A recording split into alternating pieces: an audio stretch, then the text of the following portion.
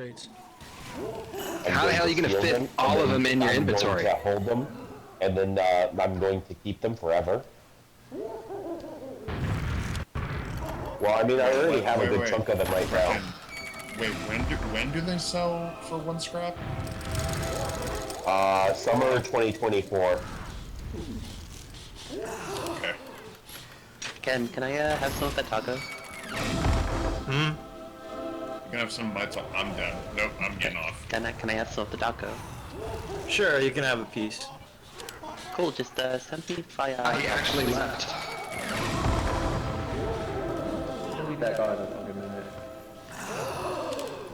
Yeah, Hope so. I miss him. Hat or whatever is like limited right now. I know that there was a couple of stranges that are worth a couple keys, like in the 10 to 20 key range. The one that I've been focusing on as of late was the Battle Balaclava, but I don't know if you really want to sit on something like that. They went up from like 10 keys to 20 keys within the last 2 weeks.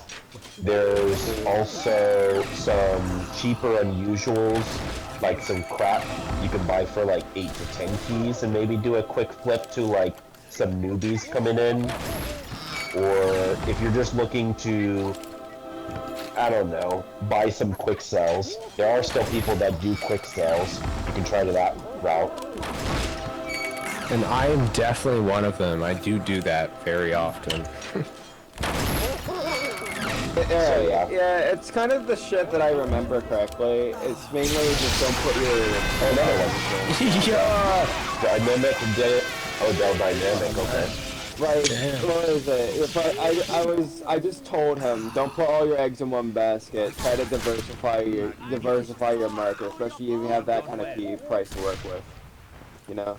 Try to get my hands on multiple unusuals. I also said do not trust on price shit, because I don't trust on price shit. I never do. At least when I fucking traded, but, you know, no.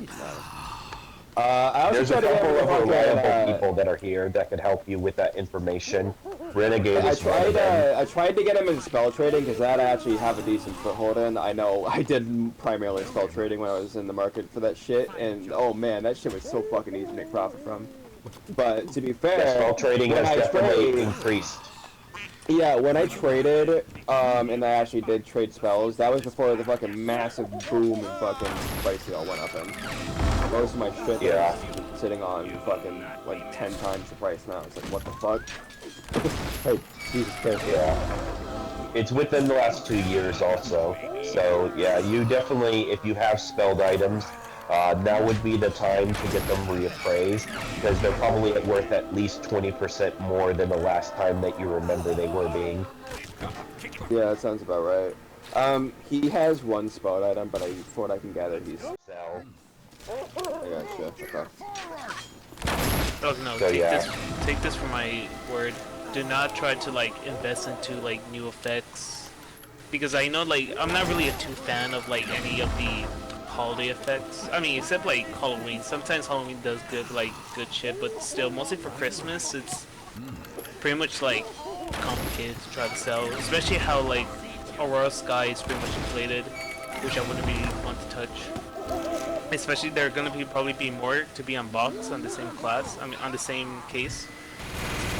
Bunny, I had like 2 hats that I traded for, and 1 hat that was OG, which was a Neutron Star Grease Lightning. I traded a strange 1-of-1 Crystal Crown Wanderer's Wool and a cool Capuchon Frisky Morning for the spelled Sunbeam's Armored Authority.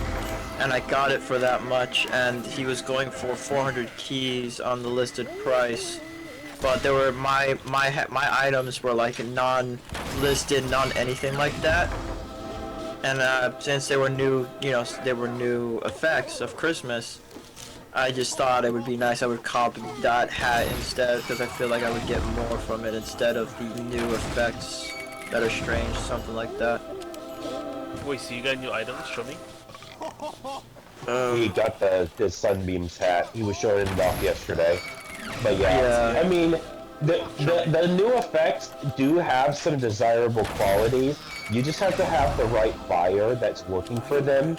Because there are the limited, because you can unbox the newer hats with the newer effects, and obviously those are going to be a bit of the lower priced ones, but if you unbox like a newer effect on an old hat, that makes it more rare, and those are the ones that I would recommend trying to invest into, at least whatever the popular hat of the previous year was.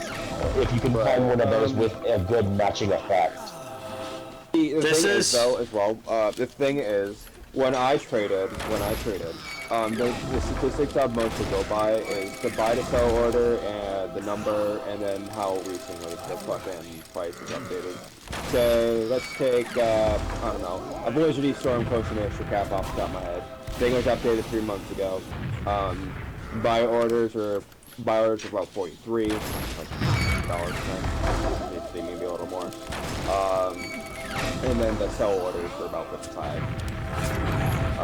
So about there was that is like how I would better price something and buy shit from there. With these new effects, I am kind of on the same boat. Whoever said that you shouldn't buy new effects, I am on the same boat with that. But the thing is, since TF2's market is progressing very quickly, you kind of have to lead into it at least a little bit to get those new effects. And yeah, there are older effects you can make profit from, but they are incredibly, either they're incredibly unstable and they just have fucking sell, or they're just so grossly overpriced or so grossly underpriced. Paying them because you might not get they might be wanting. Yeah. Well, the idea is that you go for an item that has a good margin on it, but you're willing to sell it for like a few keys over the actual price you bought it for. That's really what you're looking for, the good margin on a hat. You know, there was a guy that actually bought a hat not that long ago.